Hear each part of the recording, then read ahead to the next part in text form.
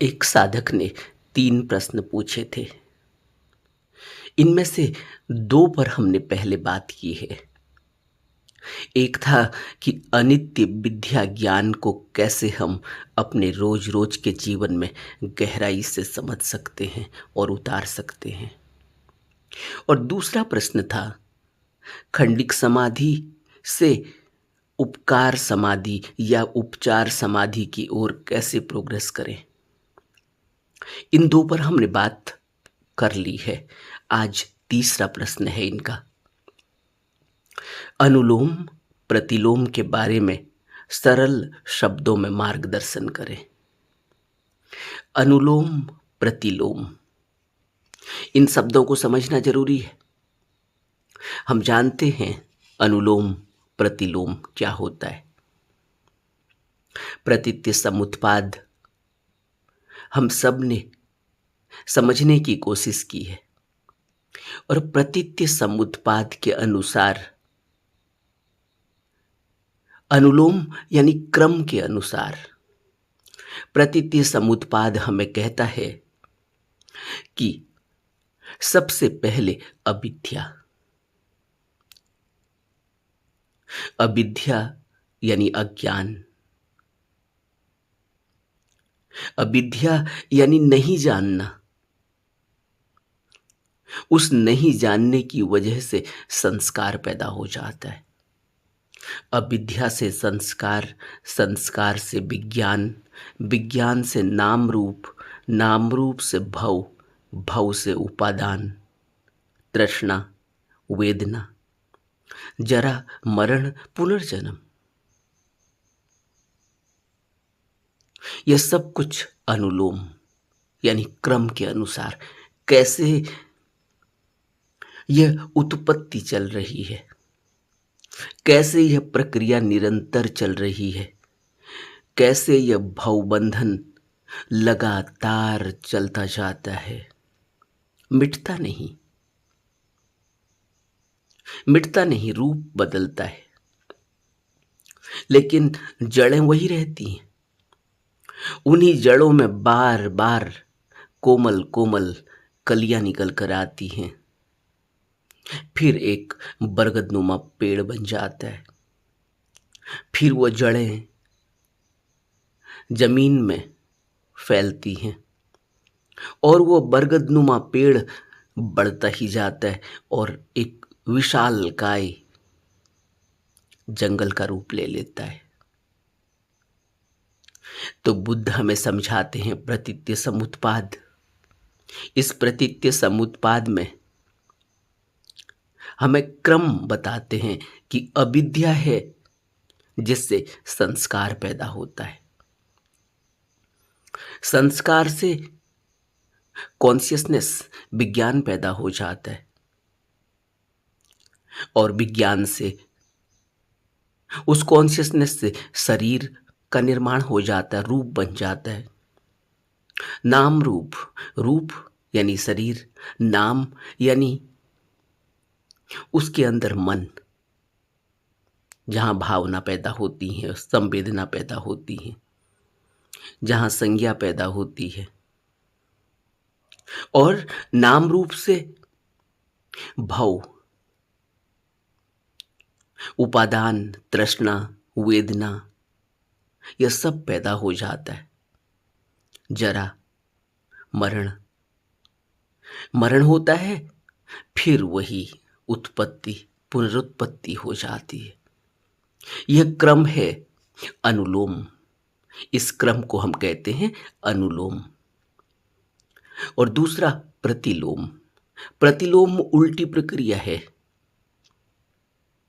कि कैसे यह पुनरुत्पत्ति होती है। यह भवबंधन बार बार मरण और जन्म, मरण और जन्म होता है। प्रतिलोम उल्टी प्रक्रिया है। इसे नीचे से देखते हैं। जरा मरण से भव, भव से उपादान, उपादान तृष्णा, तृष्णा वेदना, वेदना से अविद्या का निरोध हो जाता है, जन्म मरण से मुक्ति हो जाती है। यानी इसी को अगर उल्टा अगर देखें जरा मरण होता है वेदनाओं के कारण, वेदना उठती है तृष्णा के कारण, तृष्णा होती है तो उपादान भव, और भव का कारण है नाम रूप, नाम रूप का कारण है विज्ञान, कॉन्शियसनेस, कॉन्शियसनेस शरीर का निर्माण करती है, नाम रूप विज्ञान से। और विज्ञान कैसे पैदा होता है? संस्कार से। और संस्कार कैसे पैदा होता है? अविद्या से। यह प्रतिलोम हुआ, उल्टी प्रक्रिया। और जब हम उल्टी प्रक्रिया में चलते हैं तो अविद्या तक पहुंचते हैं, और जब हम सीधी प्रक्रिया यानी अनुलोम से चलते हैं तो अविद्या से शुरू करते हैं और पुनरुत्पत्ति तक पहुंचते हैं।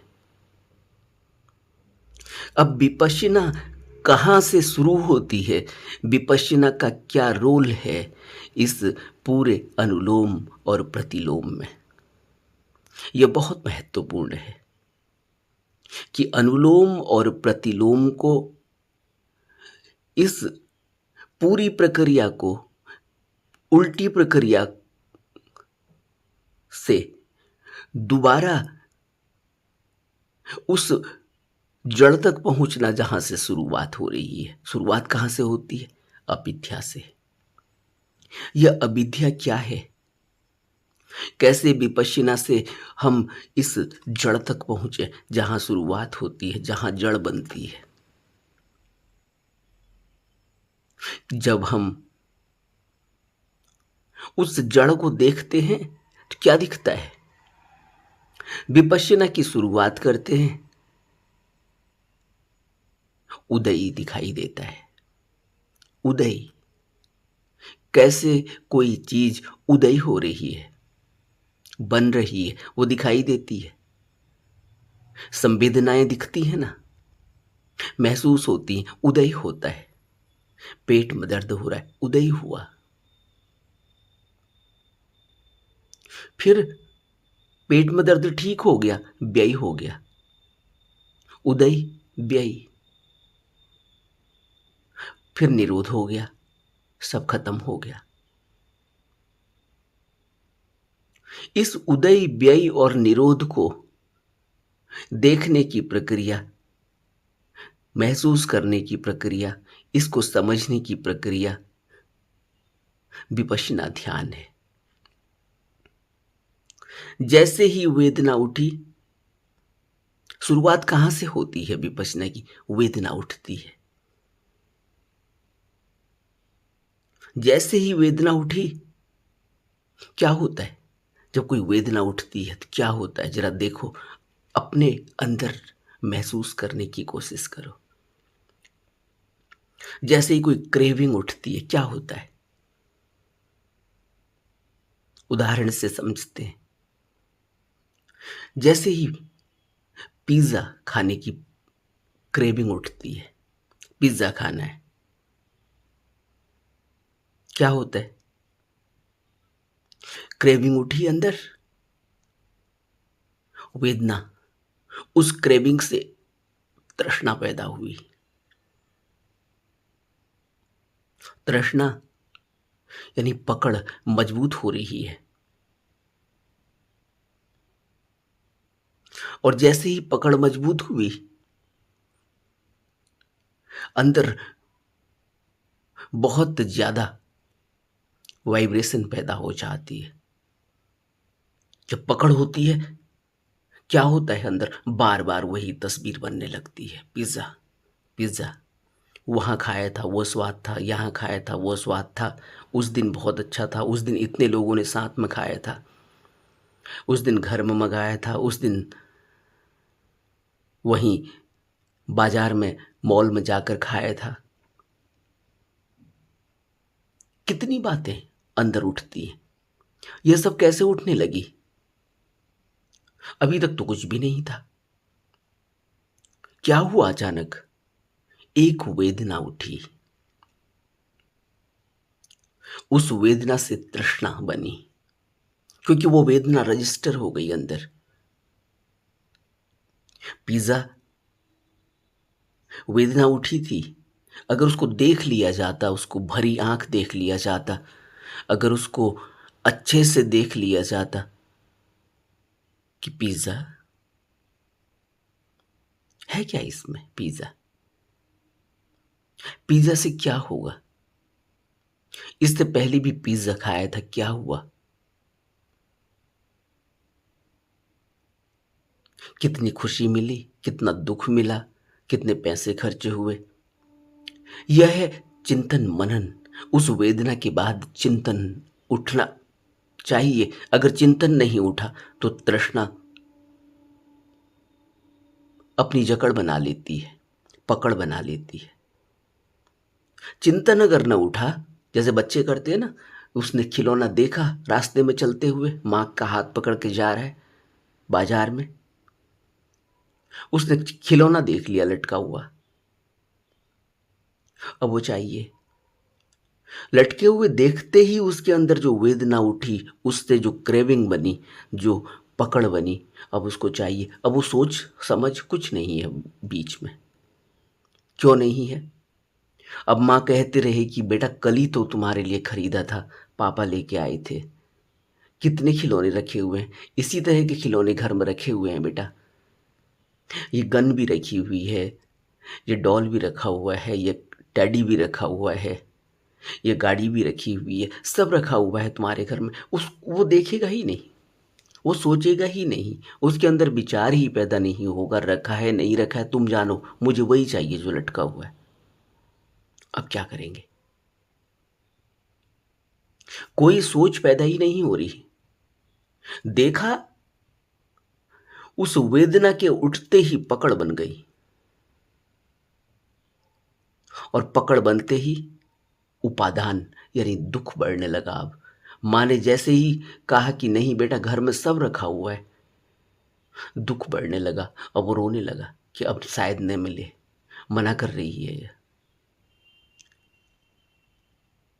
दुख बढ़ा, ये अनुलोम हुआ, ये पूरा अनुलोम है ये, क्योंकि ये क्रम से चल रहा है। वेदना उठी है, तृष्णा उठी है, पकड़ बनी है, उपादान हुआ है, और वेदना हुई। वहीं अगर बच्चा उसे देख ले, उसके अंदर यह समझ बैठ जाए कि माँ जो कह रही है ठीक कह रही है, अभी तो मेरा बर्थडे हुआ था, कल कल ही तो पापा लेके आए थे, या यह तो मेरे पास रखा ही हुआ है। हमारी जो स्थिति है आज, वो बिल्कुल बच्चे की तरह है। हम बच्चे को जरूर कहते हैं कि इसके अंदर भी समझ पैदा नहीं हुई, इसके अंदर भी सोचने की ताकत पैदा नहीं हुई, अभी ये बच्चा है, अभी ये मूर्ख है, अभी यह अज्ञानी है, अभी इसके अंदर विचार पैदा नहीं हुआ कि क्या चाहिए क्या नहीं चाहिए, इसको जो दिखा हुआ इसको चाहिए, इसको अच्छा लगना चाहिए बस। हम ये कहते हैं बच्चों के लिए, लेकिन हकीकत यह है कि हमारी जो स्थिति है, बुद्ध हमें उसी बच्चे की तरह देख रहे हैं जो बिल्कुल ही नासमझ है, मूर्ख है, जिसके अंदर विचार नहीं है, जिसके अंदर सोच समझ नहीं है, जो कुछ भी कर जाता है, उसे यह होश ही नहीं है कि इससे उस वो कितने खतरे में पड़ जाएगा। हम उस बच्चे की तरह हैं, इसलिए बुद्ध हम पर करुणा करते हैं, उस माँ की तरह। माँ करुणा करती है, उस करुणावश होकर उसको एक थप्पड़ भी मार देगी, उसको डांट भी देगी, सब कुछ कर देगी, लेकिन फिर भी माँ की करुणा करुणा ही है। और वो करुणा ऐसी है क्योंकि वो बच्चे की भलाई के लिए है। हम उसी नासमझ बच्चे की तरह अपना जीवन बिता रहे हैं, और आज से नहीं, जन्मों जन्मों की कहानी है ये। और आज भी हम इतने बदहवास हैं, इतने नासमझ हैं कि जो कृत्य कर रहे हैं वो सब बुद्ध ने उनको मना किया है, बुद्ध ने उनसे बचने की अपील की है। हम वह सब कृत्य कर रहे हैं, और अज्ञान हमारा ऐसा है कि हम जो बुद्ध ने यह सब कुछ बताया इस पर ध्यान ही नहीं देते। और अज्ञान और मूर्खता और मूढ़ता हमारी इतनी गहरी है इतने जड़ हैं हम, इतने जकड़े हुए हैं हम अपने संस्कारों में, अपने रीति रिवाजों में, कुरीतियों में, बाहरी दिखावे में, आडंबर में, अज्ञान में, इतने जकड़े हुए हैं कि अगर बुद्ध का नाम भी अगर कोई घर में ले ले तो फिर उसकी खैर नहीं। क्यों? क्योंकि बुद्ध से हमें क्या लेना देना?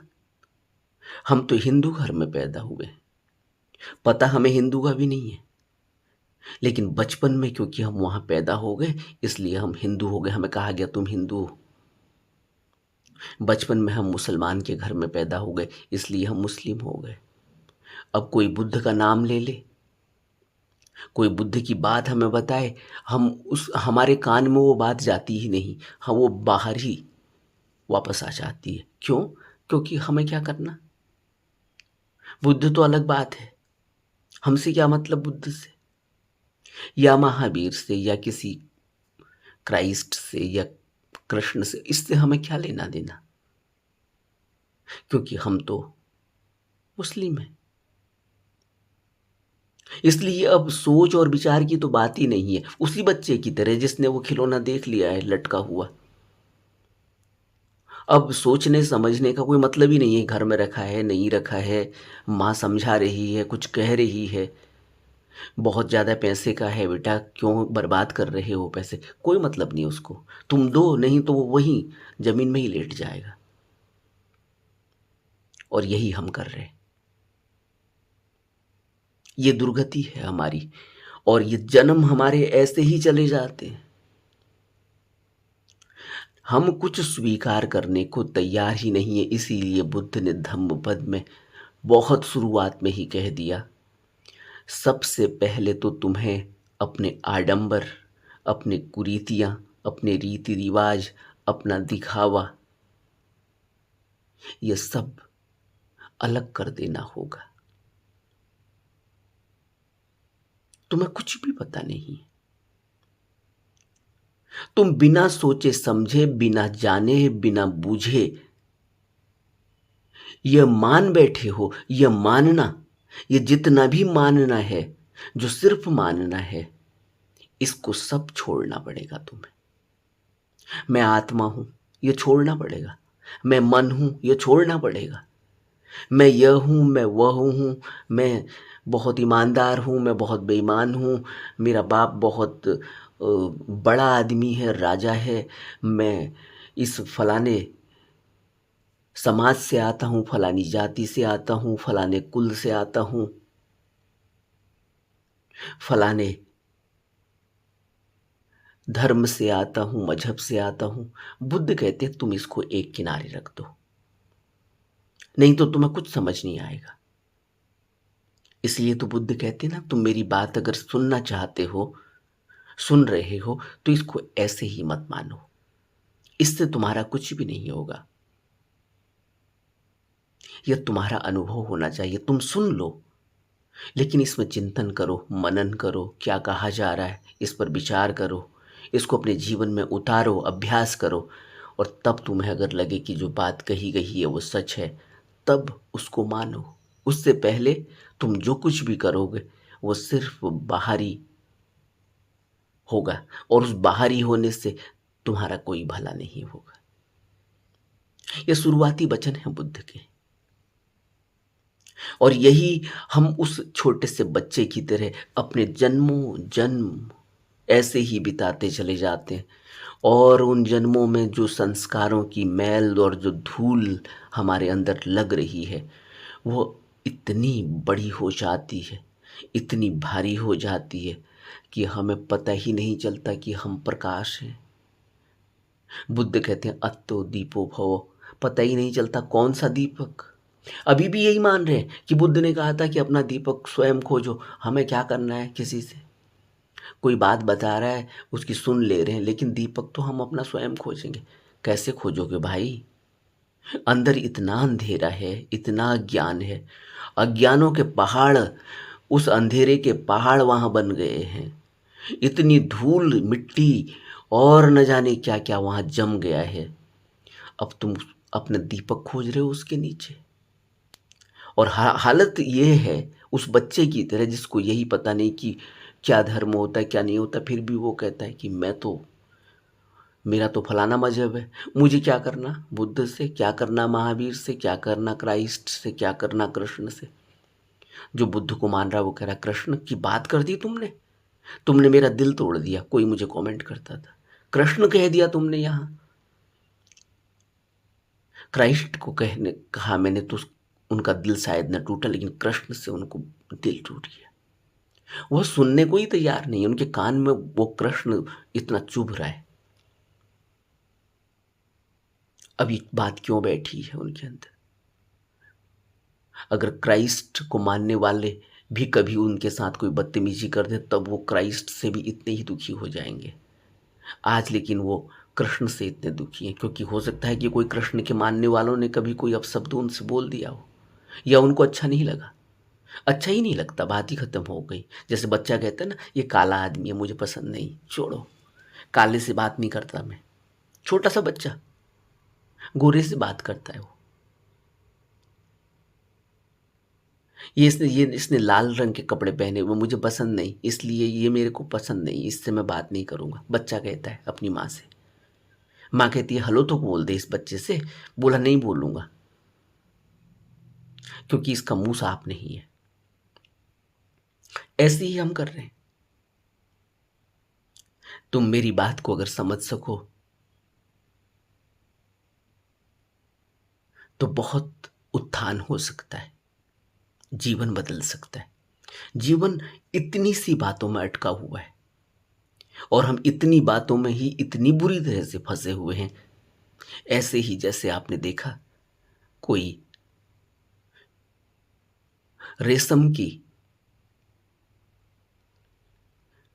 रेशम से बुना हुआ कोई कपड़ा उलझ जाए कहीं कांटों में,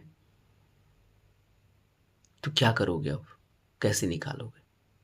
खींचोगे, सब तार तार हो जाएगा। क्या करोगे? अब मेहनत करनी होगी। अब एक एक कांटा देखना होगा, एक एक कांटे से निकालना होगा। एक एक कांटे से बहुत ही तमीज और तहजीब से निकालना होगा उस कपड़े को, तब उस कपड़े को बचाया जा सकता है। कबीर हमसे यही कहते हैं कि एक चदरिया बुनी है मैंने जो तारों से बुनी गई है, झीनी झीनी बुनी रे चदरिया। ऐसी चदरिया, क्योंकि कबीर तो जुलाहे हैं, उनका यही काम है, इसलिए वो जानते हैं कि कितनी मेहनत लगती है किसी चादर को बुनने में। एक एक तार को, एक एक तागे को किस तरह से लगाया जाता है,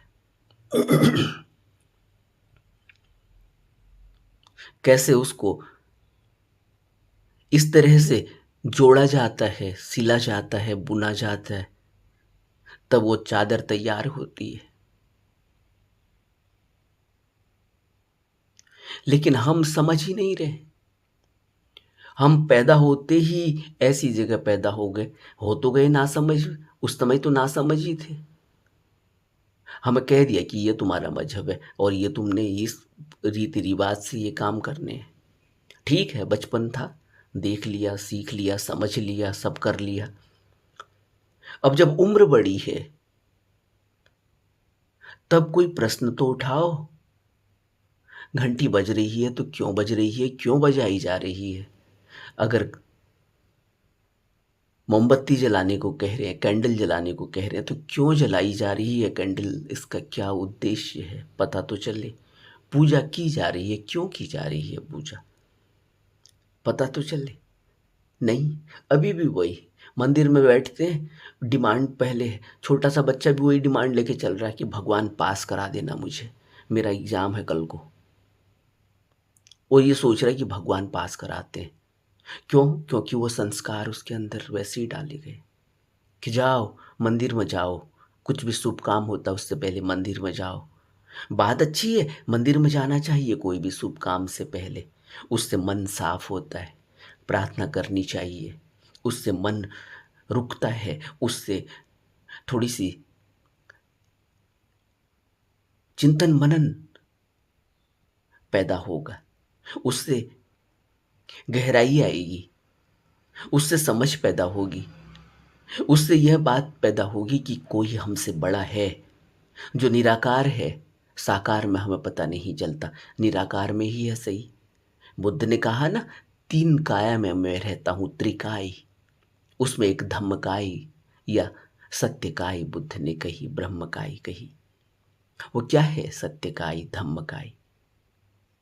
एक ऐसी काया जो कण कण में बसी हुई है, जिसके शरीर से जिसका कोई लेना देना नहीं, वो बिना शरीर के भी है।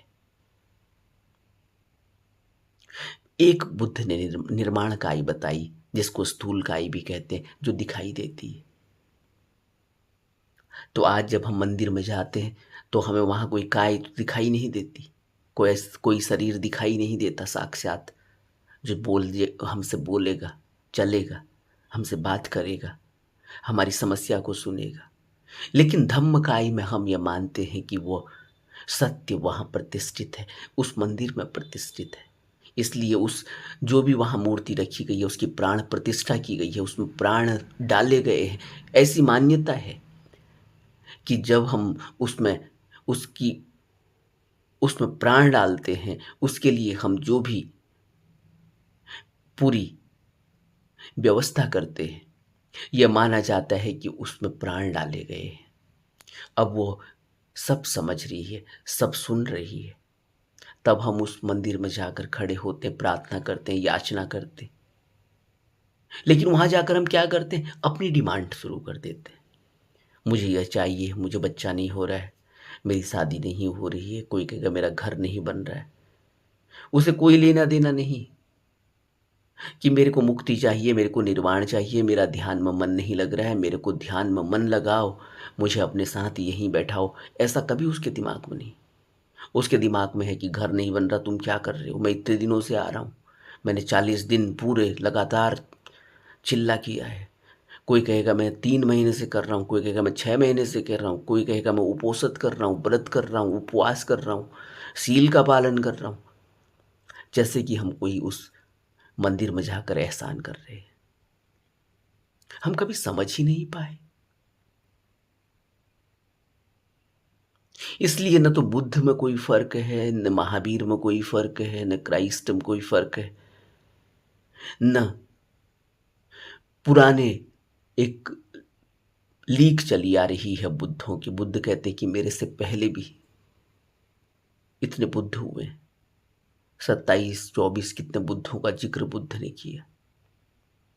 और बुद्ध कह भी रहे कि मैं कोई नई बात नहीं कह रहा हूं, मैं वही कह रहा हूं जो उन बुद्धों ने कहा।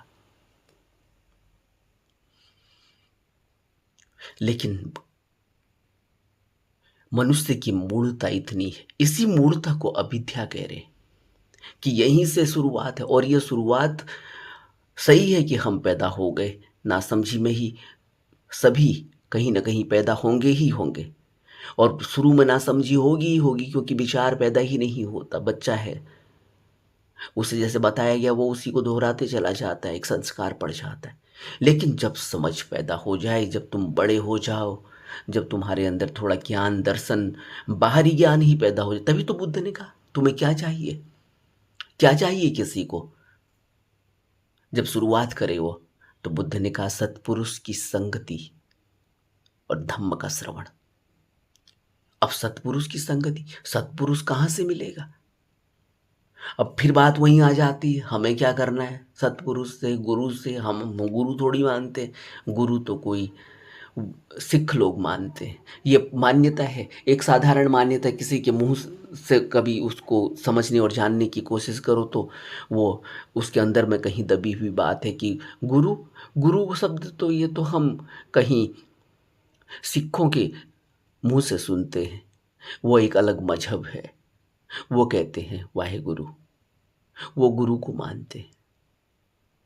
बौद्ध, वो तो बुद्ध को मानते हैं। बहुत से लोग तो बुद्ध कहने में और गुरु कहने में फर्क देखते। वो कहते नहीं नहीं, बौद्ध तो बुद्ध को मानते हैं, गुरु तो जो है वो सिख लोग मानते हैं, वो एक अलग धर्म है। हम कभी विचार ही नहीं कर पाए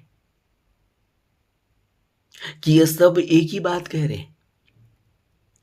अलग अलग समय में आए हुए हैं, अलग अलग वातावरण में आए हैं, अलग अलग समाज में आए हुए हैं, अलग अलग समाज की कुरीतियों को दूर करने के लिए उन्होंने अथक प्रयास किया है। कबीर ने उस समय इतनी मूढ़ता और इतनी जड़ता और इतना अंधविश्वास था, वहां बनारस में जाकर रहकर उस अंधविश्वास को दूर करने के लिए इतने कठोर वचनों का प्रयोग किया है। आज उन वचनों को अगर बोलें तो बड़ी पीड़ा हो जाएगी, समाज में बड़ी अव्यवस्था फैल जाएगी। लेकिन कबीर के अंदर वो शक्ति है, वो ताकत है, वो ऊर्जा है, वो रहस्य खुला हुआ है, वो झरोका खुला हुआ है, जिसको बुद्ध कहते हैं मैंने एक रहस्य को जाना है। उस रहस्य का बखान कैसे किया जाए, कबीर भी उसी श्रेणी के हैं। इसलिए कबीर ने इतने समझाने के लिए इतने कठोर वचनों का प्रयोग कर दिया, यह जानते हुए भी कि इसका प्रभाव क्या पड़ेगा। लेकिन बहुत लोग नाराज भी हो गए। लेकिन बुद्ध, कबीर कह सकते हैं। लेकिन अगर हमने एक शब्द भी कुछ इस इधर उधर बोल दिया तो बहुत अव्यवस्था फैल जाएगी, भावनाओं को ठेस पहुंच जाएगी। लेकिन बुद्ध चिंता नहीं करते भावनाओं की। इसी तरह से जैसे एक माँ चिंता नहीं करती बच्चे की भावना की कि उसको दुख हो रहा है, सुख हो रहा है, उसको तो उसने वही करना है जो ठीक है। अगर उसको बीमार हो गया है, वो उसको बुखार आ गया है, उसको और कोई तकलीफ हो गई है, दर्द हो गया है, तो माँ तो उसको ले जाके डॉक्टर के पास ले जाके, अगर डॉक्टर कहता है कि इसको इंजेक्शन लगाना पड़ेगा तो माँ कहेगी लगाओ, क्योंकि उसकी बेहतरी के लिए इंजेक्शन लगाना ही होगा। अब वो रोए चिल्लाए कुछ भी करे। इसी तरह से बुद्ध और सभी संतों ने हमें जो कहा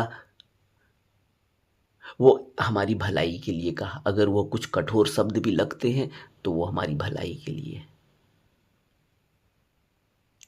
लेकिन हम समझते ही नहीं।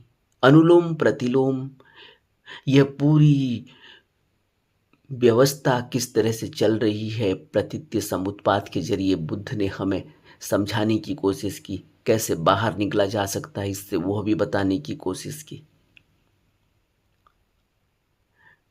और अभ्यास कहाँ से करना है यह भी बताने की कोशिश की कि अब तो हो गया जो हो गया, और होना तो यही है। संस्कार बस हम कहीं ना कहीं पैदा तो होंगे ही। जहाँ भी पैदा होंगे वहाँ कोई मजहब होगा, कोई जाति होगी, कोई समाज होगा, कोई देश होगा। कोई ऐसा नहीं होगा इस दुनिया में जो बिना समाज के, बिना जाति के, बिना देश के, बिना धर्म के, बिना मजहब के, बिना कुल के, बिना जाति के कहीं पैदा हो। कहीं ना कहीं जहाँ भी पैदा होगा वहाँ ये सब चीज़ें तो उसको मिलनी ही मिलनी है। वह उसको उसके संस्कारों के, उसके पूर्व संस्कारों से, पिछले जन्मों के प्रभावों से मिलता है। लेकिन अब जब उसको जहाँ भी पैदा हुआ है, जब वो बड़ा होता है, उसको जो समझ आनी चाहिए, उसके लिए बुद्ध कहते हैं कि सत्पुरुष की संगति और धम्म का श्रवण चाहिए। अब इतनी श्रद्धा तो, अब इतना विश्वास, अब इतना कदम उठाने के लिए इतनी श्रद्धा तो होगी कि वो जाकर ये कहे कि मैं देखूं तो सही ये कौन क्या कह रहा है, मैं पढ़ूं तो सही ये बात क्या कही गई है। आपने देखा, जो किसी और मजहब से पैदा हुआ है वहां अपना उस मजहब के हिसाब से चल रहा है, सिर्फ मान्यताओं पर चल रहा है। उसको आप कोई बुद्ध दर्शन दे दो, उसको धम्मपद दे दो, मुझे क्या करना है, इस धम्मपद को साइड में रखो, ये मेरा ग्रंथ थोड़ी है, मैं तो कहीं पढ़ूंगा तो कुछ और पढ़ूंगा, अपने मजहब का धर्म ग्रंथ पढ़ूंगा। ऐसे भी लोग हैं। अगर पढ़ेगा भी तो कहेगा बात तो सही लिखी है, लेकिन मैं तो अपना जो है उसी को मानता हूं।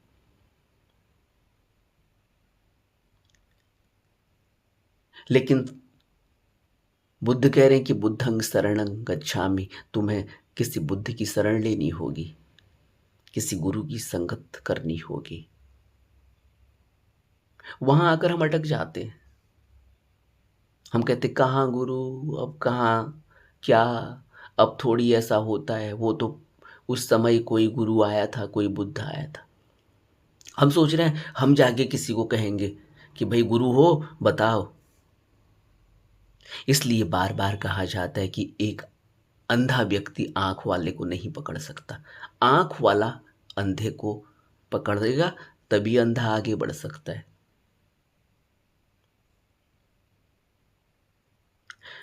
अब इस पूरी अविद्या से निकलने के लिए जो बुद्ध अभ्यास देते हैं कि कहां से विपश्यना शुरू होती है।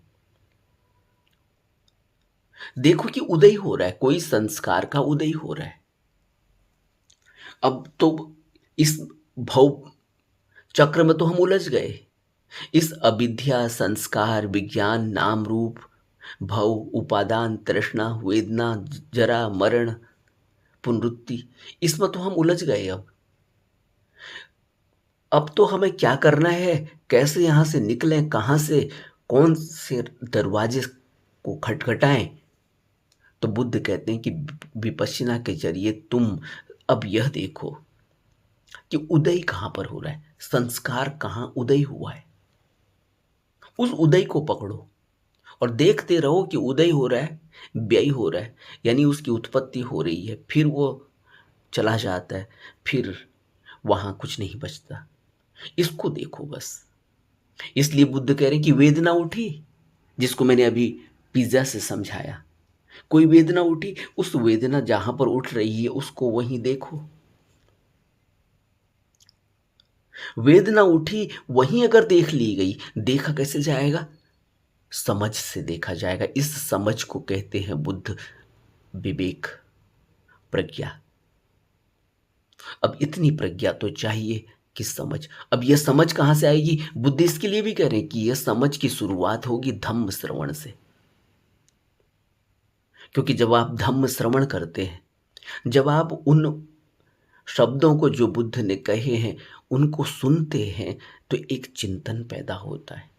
इसलिए बुद्ध कह रहे हैं कि तुम्हें कहां से समझ आएगी, अच्छा है या नहीं है। वेदना उठी है, देखा खिलौना, अब बच्चे तो तुम हो नहीं, बड़े हो गए।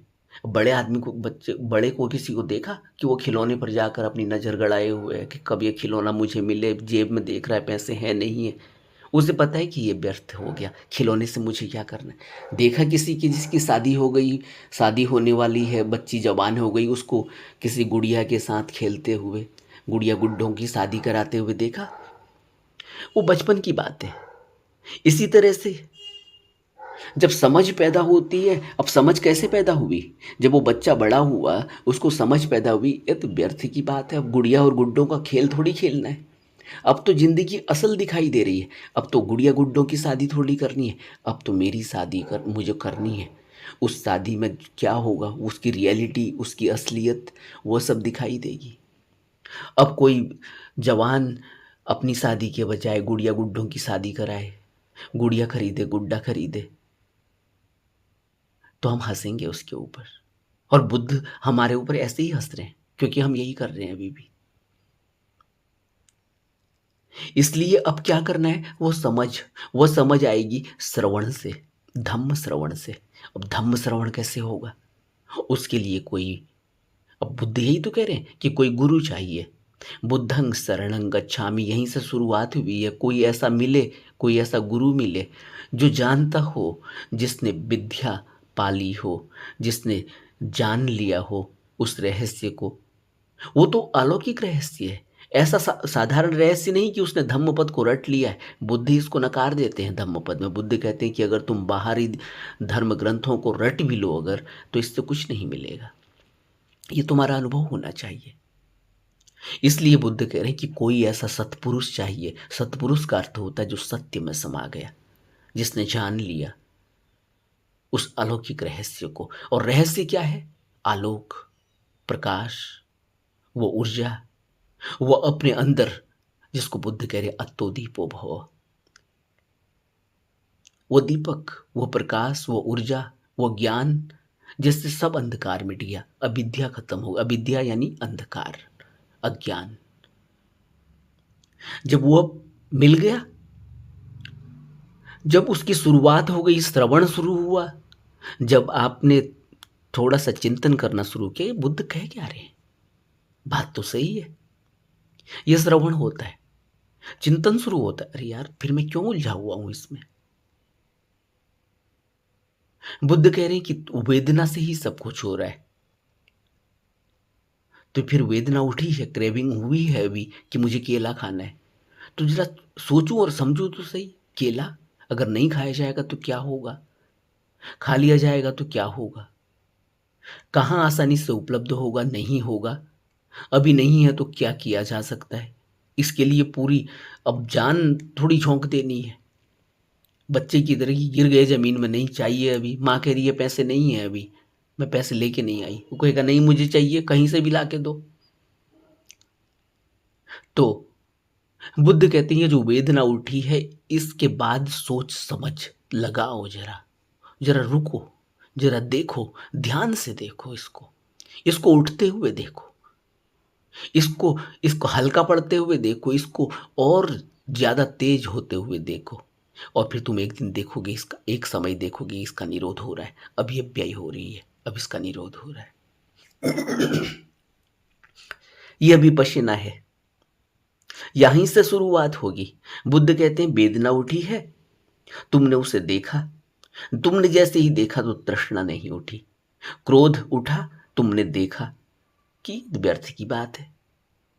अब सोचो, घर में बच्चे ने कांच का गिलास पकड़ा या कोई कांच की बोतल पकड़ी, टूट गया गलती से, तुमसे भी टूट जाता है।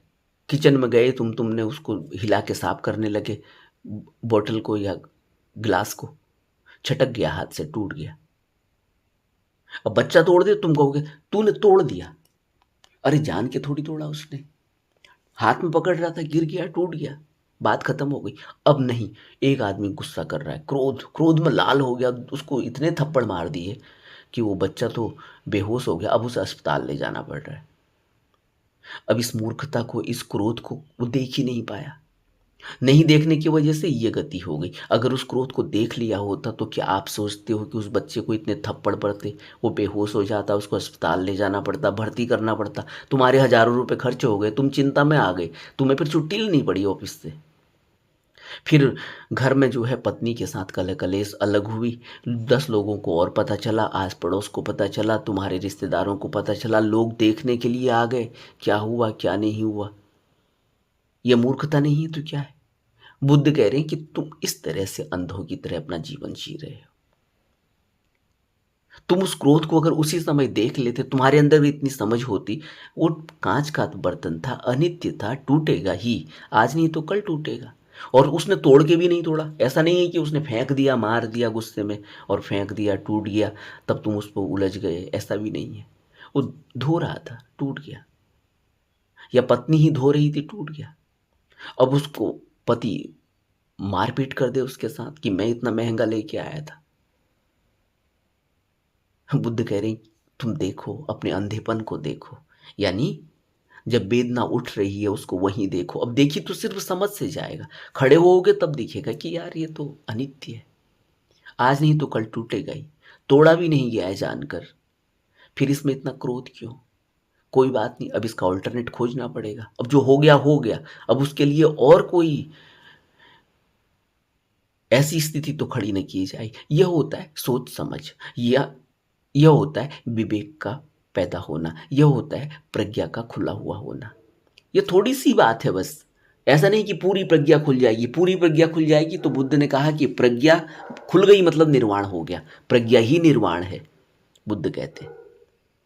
लेकिन अभी अगर एक छोटी सी बात भी समझ अगर हमें इतनी पैदा हो जाए, तो बुद्ध कहते हैं वो पैदा होती है जब वेदना उठी उसी समय उसे देख लिया जाए अगर, तो वो तृष्णा फिर नहीं उठेगी। वेदना उठी, क्रोध उठा, उसको देखा गया, देखते ही वो ढीला पड़ गया, अब वो तृष्णा नहीं, वो क्रेविंग नहीं उठेगी। वो क्रेविंग, वो पकड़, यानी वो उपादान नहीं बनेगा। उपादान नहीं बनेगा तो दुख आगे नहीं बढ़ेगा। अगर उपादान नहीं हुआ, अगर उसमें अटैचमेंट नहीं हुआ, तो वह आगे नहीं बढ़ेगा। यह प्रतिलोम, यही प्रतिलोम है। तुमने निरोध की दिशा देख ली, तुमने निरोध कर दिया, और तुमने निरोध कर दिया, प्रतिलोम हो गया। अभी अनुलोम चल रहा था, वेदना उठी, तुम नहीं देख पा रहे थे, तुमने उसमें उपादान कर दिया, अटैचमेंट हो गई, क्रेविंग हो गई, तृष्णा उठी, और तुम भागते भागते स्टोर चले गए, पिज्ज़ा ले आए, खरीद लिया, खा लिया, तुम फंस गए, ट्रैपिंग में आ गए वेदना की। वहीं दूसरी ओर वेदना उठी, तुमने देखा और तुमने उसकी व्यर्थता को समझा, उसकी आवश्यकता को समझा, जाना, उसके बाद तुमने एक्शन लिया। तुमने अगर उसकी व्यर्थता को देख लिया तो वो तृष्णा नहीं बनेगी, वो अटैचमेंट नहीं बना, अटैचमेंट नहीं बना, क्रेविंग नहीं बनी, तो क्या होगा? प्रतिलोम हो गया, वो उल्टा हो गया, कुछ हुआ ही नहीं, सब नलिफाइड हो गया, जीरो हो गया। इस प्रतिलोम को समझने के लिए यह है अनुलोम और यह है प्रतिलोम। अनुलोम का अर्थ है यह होने से यह होता है। वेदना उठी, नहीं देखी गई तो उपादान हो जाएगा, तृष्णा उठ जाएगी, उपादान हो जाएगा। अनुलोम, यह होने से यह होता है। प्रतिलोम, यह नहीं होने से यह नहीं होता। वेदना उठी, तुमने देख ली, नहीं हुआ, आगे ही नहीं बढ़ पाई। तुमने देख ली, तुमने उसकी अनित्यता को देख लिया, तुमने उसकी व्यर्थता को देख लिया, तृष्णा उठी ही नहीं, उपादान अटैचमेंट हुआ ही नहीं, तुम्हारे अंदर रजिस्टर ही नहीं हुआ। समझ रहे हो? रास्ते में चलते हो, बहुत, वही जैसे मैंने अभी कहा, रास्ते में चले, बाजार की तरफ निकले, वहां खिलौना, बड़ा बढ़िया सा खिलौना ऑटोमेटिक चल रहा है, वो बटन दबा रहा है अंदर बैठे हुए, और वो खिलौना बाहर डांस कर रहा है। तुम बड़े, तुम अब एडल्ट हो गए हो, बूढ़े हो रहे हो, जवान हो, तुम्हें थोड़ी देर तुम देखोगे, देखते ही कहोगे इसका मुझे क्या करना है, मेरे पास इतना टाइम कहाँ कि जब मैं इसको दिन भर इसके साथ लगे रहूँगा, इसके साथ खेलूँगा। तुम्हारे लिए व्यर्थ है। वेदना उठी, 1 मिनट के लिए तुम रुके, देखा, तुम ध्यान से देखा, अरे बड़ा प्यारा है, पता ही नहीं चल रहा कि कौन इसको चला रहा है, कठपुतली का जैसा डांस होता है, पता ही नहीं चलता कि कहाँ से डोर चल रही है, कहाँ से वो नाच रहा है। फिर आप देखते हो, थोड़ी देर मुस्कुराते हो, हंसते हो और चले जाते हो, आगे बढ़ जाते हो। वेदना उठी, आपने देखा, ध्यान से देखा, उसकी व्यर्थता को देखा, देखा कि ये मेरे काम की नहीं, उपादान हुआ ही नहीं, अटैचमेंट हुई ही नहीं, तृष्णा उठी ही नहीं, और आप वापस चले गए। वहीं एक बच्चे को देखो, बच्चा देख लेगा, पकड़ लेगा उसको, तुरंत बोलेगा ये चाहिए। क्या हुआ? उपादान, वेदना उठते ही तृष्णा उठी, तृष्णा से अटैचमेंट हो गया, अटैचमेंट हुआ तो अब चाहिए, और हम पूरी जिंदगी यही कर रहे हैं। इतनी सी बात है बस, विपस्सिना, और यही अनुलोम है और यही इसका उल्टा प्रतिलोम है। अब अविद्या क्या है, इसको भी समझते हैं। क्या है अविद्या? अविद्या मतलब जो वास्तविकता जैसा है वैसा नहीं है, उसको जैसा है वैसा नहीं है यह जानना। खिलौना खेल किया जा रहा है, एक एक कठपुतली का डांस किया जा रहा है, अंदर कोई स्टोर में बैठकर रिमोट का बटन लेकर उस खिलौने को बाहर, अपने स्टोर के बाहर रिमोट से घुमा रहा है, चला रहा है। यह देखना कि यह अनित्य है, यह देखना कि यह अविद्या है, यह देखना कि यह सच नहीं है, यह देखना कि इसकी हकीकत कुछ भी नहीं है, इसकी वास्तविकता को देखना कि यह जैसा है वैसा नहीं है, जैसा है वैसा दिखाई दे रहा है या नहीं दिखाई दे रहा है, यह नहीं जानना अविद्या। और अविद्या के बाद क्या होगा? अविद्या का मतलब है कि अनित्यता को नहीं देखना, दुख को नहीं समझना, अनात्म को नहीं देख पाना, जो बदल रहा है उसे स्थायी मान लेना, ऐसा मान लेना कि बस ये ऐसे ही मजा देता रहेगा। बच्चे को ले जाकर दे दिया, बच्चे ने 1 मिनट में तोड़ दिया। उसकी अनित्यता दिखाई देती, उसकी सार्थकता दिखाई देती, कुछ नहीं दिखाई दिया। अंधवश, अंधकारवश, अज्ञानवश कृत्य करते चले जाना अविद्या है। और इस अविद्या से क्या हो जाता है? संस्कार पैदा होता है। संस्कार यानी अज्ञान के कारण मन में कर्म करने और प्रतिक्रिया का करने की आदत बन जाना। जैसे ही कुछ किया गया, एक संस्कार लगा। किया तो गया था अज्ञान के कारण। बच्चे को तुम बाजार ले गए, उसने कहा मुझे ये खिलौना चाहिए, तुमने दिला दिया। वो घर आ गया, उसने तोड़ दिया। अगले दिन फिर तुम उसे बाजार ले गए, वो फिर उसी दुकान पर खड़ा हो गया, बोला ये अब ये चाहिए दूसरा। संस्कार लगा, उसे पता है कि कल दिया था। अब तुमने उसकी अनित्यता को नहीं जाना, तुमने इस बात को नहीं जाना कि यह बच्चे के अंदर जो संस्कार लग रहा है। इसीलिए तो बच्चे को कहा जाता है कि थोड़ा कंट्रोल में रखो, कब चॉकलेट देनी है कब नहीं देनी। यह थोड़ी है कि बच्चा तो चॉकलेट मांगते रहेगा, सुबह से शाम तक चॉकलेट तो नहीं दी जाएगी, नहीं तो उल्टी हो जाएगी, वमन हो जाएगा। लेकिन उसके बावजूद भी हम उसे अज्ञानतावश, अंधकारवश, अविद्यावश बहुत कुछ वो कर देते हैं जो बाद में हमें पछताना पड़ता है। आज बच्चे, छोटे छोटे बच्चे किस पीड़ा से गुजर रहे हैं, हमें पता ही नहीं उनको कितना हमें नमक देना है, कितनी चीनी देनी है। सुबह से लेकर शाम तक वो कितना जंक फूड खा जा रहे हैं, कितना नमक खा जा रहे हैं, उसके परिणाम कितने भयानक हैं। वो जैसे ही वो बच्चा 12-15 साल का, 20 साल का हो रहा है, पता चल रहा है कितना नमक खाया गया। क्या इतना नमक शरीर को चाहिए? जितने उसने चिप्स खाए हैं, कुरकुरे खाए हैं, कुछ और खाया है, नमकीन खाई है, इतना चाहिए एक दिन में? खाना अलग खा रहा है और इतनी नमकीन और खा रहा है, खाना अलग से खा रहा है और इतनी चीनी, इतना मीठा और खा रहा है, चॉकलेट और ये और वो, कोल्ड ड्रिंक, पता नहीं क्या क्या क्या परिणाम होता है।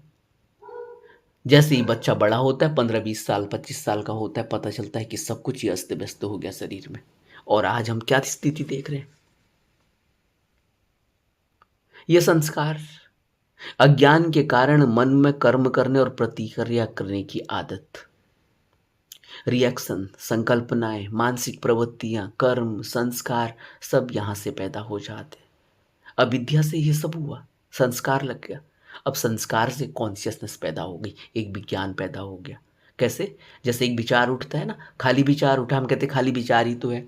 लेकिन कब वो विचार कॉन्शियस बन जाता है, कब वो विचार तुम्हारे अंदर इतना गहरा हो जाता है, कब तुम कर्म कर बैठते हो, कब तुम्हारे मुंह से आवाज़ निकल जाती है, शब्द निकल जाते हैं उन विचारों पर। कभी देखा किसी व्यक्ति को रास्ते में चलते हुए तुमने बड़बड़ाते हुए देखा होगा, अंदर विचार उठ रहा है और उस विचार की इंटेंसिटी इतनी हो गई है कि वो विचार अब कर्म के रूप में, मुंह से आवाज के रूप में निकलने लगा है, वो बड़बड़ाने लगा है, वो शब्द निकलने लगे, वो विचार शब्द बनकर बाहर निकल रहा है। अब आप कहोगे कि ये विचार शब्द बनकर निकल रहा है, ये क्या हो गया? अब सोचो कितनी ऊर्जा है उस विचार में कि वो शब्द का रूप लेके बाहर निकल आया। और यही विचार जो शब्द का रूप लेके बाहर निकल आया, यही शब्द जब गुस्से में कोई शब्द होगा, सकारात्मक होगा, तो उसका भी कोई कर्म बनेगा। उस सकारात्मकता से हो सकता है वो किसी का हाथ पकड़े, किसी को हाथ जोड़े, किसी को प्यार से बात करे, कोई उसको गले लगा ले, और हो सकता है कि धीरे धीरे उसका दोस्त बन जाए, हो सकता है कि फिर वो उसके साथ चाय पिए। क्या हुआ? कर्म हो शुरू हो गया। एक विचार ही तो उठा था, और वही नकारात्मक अगर हुआ, वही विचार उठा, वही मुंह से शब्द निकला, वह विचार इतना इंटेंसिव हो गया, शब्द निकला, और शब्द निकलते ही उसने कोई ऐसा दुर्शब्द बोल दिया, कोई ऐसा अशब्द बोल दिया, कोई ऐसी गाली बोल दी कि दूसरे ने जाकर 4 थप्पड़ मार दिए, कर्म बन गया। ऐसे संस्कार से क्या होता है? विज्ञान पैदा हो जाता है, कॉन्शियस। और यह चेतना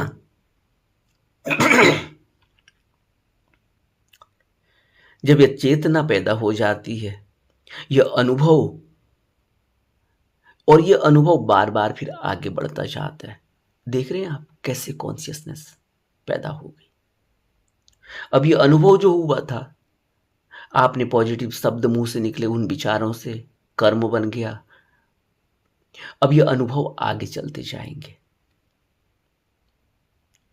और धीरे धीरे यह जो कॉन्शियसनेस है, ये शब्द का रूप, रूप और नाम बन जाता है। नाम जिसको हम मन कहते हैं पूरा, जिसमें वेदनाएं उठ रही हैं, जिसमें संज्ञा उठ रही है, जिसमें संस्कार उठ रहा है, जिसमें विज्ञान बन रहा है। और रूप यानी शरीर। यही कॉन्शियसनेस, जो विज्ञान जिसको मैंने भी कहा, जो विचार कॉन्शियस होकर ये सब कर बैठा, वो सब रूप बन जाता है, वो नाम बन जाता है। नाम और रूप ये पूरा मन और शरीर है, ऐसे रचना पैदा हो जाती है। और जैसे ये शरीर बनता है, आप जानते हो इसमें 5 इंद्रियां और छठा मन, ये पूरा षडायतन बन जाता है। आंख बनती है, कान बनते, नाक, जीभ, शरीर से स्पर्श और मन, ये षडायतन बुद्धि इसको कहते हैं। कि जैसे ही रूप बना, शरीर बना, ये 6 चीजें इसके साथ लग गई। इसको मिलनी ही मिलनी है ये रूप के साथ। अब जैसे ही षडायतन हुआ, वैसे ही स्पर्श, अब इंद्रिय मिल गई हैं। 5 इंद्रियां हैं। आंख, आंख से कुछ स्पर्श होता है, कोई वस्तु दिखाई देती है, स्पर्श होता है। वो स्पर्श कहाँ हो रहा है? आंख से कोई बाहर थोड़ी स्पर्श होता है, आंख से दिखाई देता है, अंदर रजिस्टर होता है, मन में स्पर्श हो रहा है। और जहां रजिस्टर हो रहा है, जहां चेतना में स्पर्श हो रहा है, जहां चेतना में स्पर्श होने के बाद आपको रिएक्शन मिल रहा है, आपको वहां से अंदर से कुछ फीडबैक मिल रही है, मिलती है ना फीडबैक। बाहर कोई दरवाजा खटखटाता है, एकदम रजिस्टर होता है आपके अंदर, एकदम से फीडबैक मिलता है, अच्छा ये टाइम तो दूध वाले का, दूध वाला आ गया। क्या हुआ? कभी हम समझ पाए इस तरीके से अपने जीवन को कि ये कैसे चल रहा है? बुद्ध हमें यहां समझा रहे हैं, जरा सोचो। जब ये रजिस्टर हो जाता है, तो आंख से भी इंद्रियां रजिस्टर कर रही हैं चीजों को, कान से भी कर रही है, नाक से भी कर रही है, स्पर्श से भी कर रही है। जैसे ही मच्छर बैठता है, स्पर्श होता है, पता चलता है मच्छर बैठ गया। कहां से पता चल रहा है? और कभी ऐसा भी तो होता है जब स्पर्श का पता ही नहीं चलता, कोई हाथ जड़ हो जाए, लकवा पड़ जाए, कुछ और अ, बीमारी हो जाए, सुन हो जाए कोई शरीर का कोई भाग, वहां कोई स्पर्श का पता ही नहीं चलता। तो सोचो चेतना किस तरह से है। और जैसे ही स्पर्श हुआ, अंदर रजिस्टर हुआ, वैसे ही वेदना, सुख और दुख की अनुभूति होने लगी। अच्छा है, बुरा है, ये ठीक हो रहा है, नहीं हो रहा है। स्पर्श होते ही आंख से कोई वस्तु दिखी, तुरंत रजिस्टर हुआ अंदर, और तुरंत अच्छा है, बुरा है, ये स्पर्श होते ही वेदना की अनुभूति होने लगी। अब क्रेविंग जगेगी वेदना से। अच्छा है तो क्रेविंग, तृष्णा पैदा हो जाएगी, उपादान, अटैचमेंट हो जाएगा, लाओ तुरंत लाओ, अच्छा है। और उपादान हो गया यानी अटैचमेंट हो गई, फिर कहेगा मेरा है, मेरे को चाहिए, ये मैं पैदा हो जाता है, यह सही है, मैं ऐसा ही हूं, मुझे यह चाहिए, मुझे ये ला कर दो, मैं इसको लेकर रहूंगा, मैं इसको पाकर रहूंगा, यानी अटैचमेंट हो गई। अब आंख से कोई स्त्री दिखाई देती है, कोई पुरुष दिखाई देता है, और उपादान हो गया। अगर अटैचमेंट हो गई, अगर वहां वेदना पैदा हो गई, सुख और दुख की अनुभूति हो गई, अगर ये लग गया कि यार ये लड़की तो बहुत खूबसूरत है, ये लग गया कि ये लड़का तो मुझे चाहिए, तो क्या होगा? अटैचमेंट हो गया, फिर कहेगा मुझे चाहिए किसी भी हालत में। और फिर क्या होता है, किस तरह से उसको पाने के लिए पूरा ध्यान लगता है, किस तरह से डेटिंग होती है, शुरुआत होती है, एक साथ मिलते हैं, कैसे गिफ्ट एक्सचेंज होते हैं, कैसे खाना पीना होता है, कैसे घूमना फिरना होता है, कैसे एक दूसरे के बिना जीना मुश्किल हो जाता है। फिर उसके बाद कितना कुछ करके सह के शादी कर लेते हैं। और इस दौरान में जितना कुछ सहन करना पड़ता है, पैसे खर्च होते हैं, दौड़ भाग होती है, इतनी एनर्जी लगती है, इतना अच्छा सुनना पड़ता है, बुरा सुनना पड़ता है, टाइम लगता है, कैसे मैनेज करते हैं, ये कहाँ से हुआ? इतना कुछ कहाँ से झंझट पैदा हुई? ये सिर्फ झंझट पैदा हुई थी कि सुखद और दुखद की अनुभूति हुई थी। इंद्रिय, आंख ने देखा था वस्तु को, और वेदना पैदा हो गई थी, सुखद दुखद की अनुभूति। अगर वहीं, अगर वो लड़की अगर अच्छी नहीं लगती, वो लड़का अगर अच्छा नहीं लगता, तो वहीं नलीफाई हो जाता, वहीं जीरो हो जाता। वो अच्छा लगने से ही क्रेविंग पैदा हुई, अटैचमेंट हो गया। उसके बाद ये पूरी झंझट पैदा हुई। ये पूरा जो कृत्य, जो कर्म ये किया गया। इतने सालों तक जो एक्सचेंज हुआ, गिफ्ट हुए, एनिवर्सरी मनाई गई, यह मनाया गया, वह मनाया गया, बर्थडे मनाया गया, घूमा गया, फिरा गया, क्या हुआ क्या नहीं हुआ, ये सब जो कर्म हुए, उस कर्म का कारण कहाँ था? बुद्ध हमें यह समझा रहे। सोचो तो बुद्ध की कितनी गहरी समझ है। जरा सोचो कि बुद्ध कहाँ सोच रहे हैं, कहाँ देख रहे हैं। एक मनुष्य के पूरे निर्वाण को देख रहे हैं, निर्माण को देख रहे हैं, पुनर्निर्माण को देख रहे हैं, और कह रहे हैं कि निर्माण और पुनर्निर्माण से बचकर तुम निर्वाण भी पा सकते हो, वो भी बता रहे हैं। ऐसे उपादान होता है, अटैचमेंट होता है, और फिर भव, उपादान के बाद भव।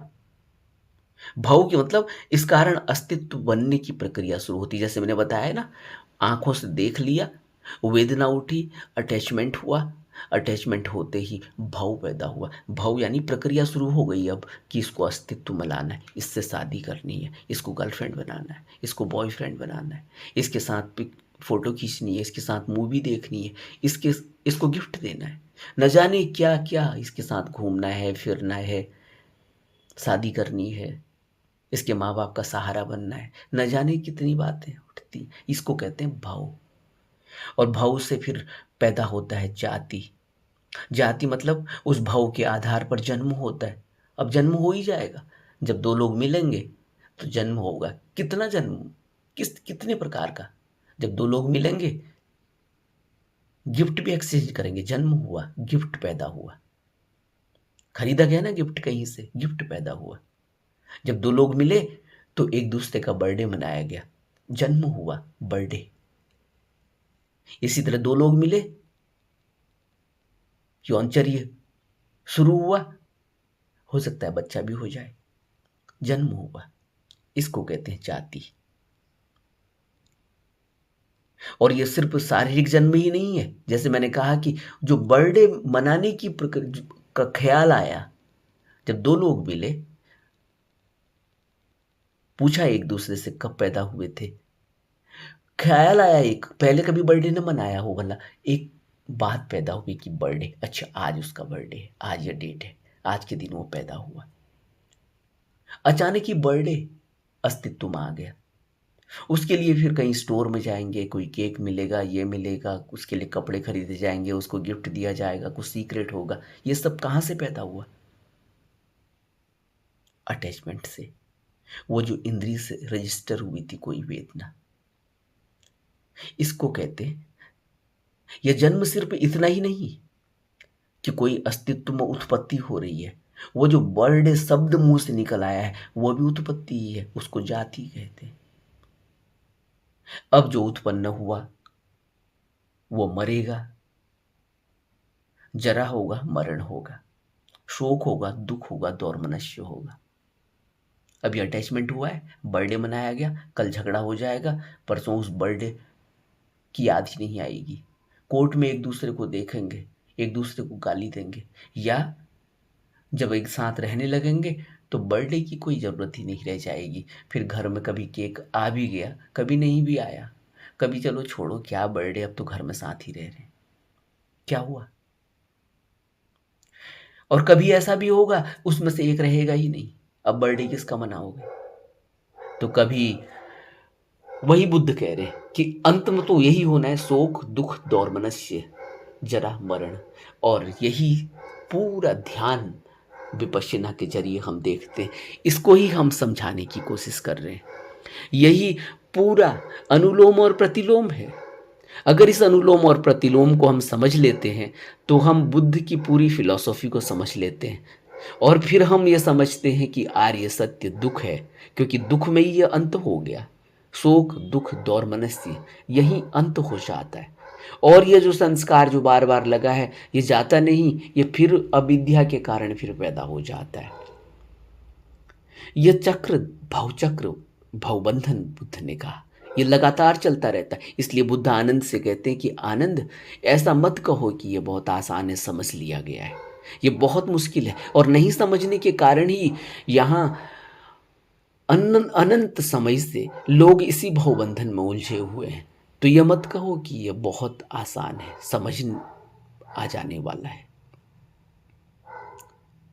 अनुलोम और प्रतिलोम को आज हमने गहरे में समझा और विपश्यना कहाँ से शुरू होती है यह भी समझा, और यह भी समझा कि किस तरह से मुक्ति हो सकती है, निर्वाण हो सकता है। नमो बुद्धाय।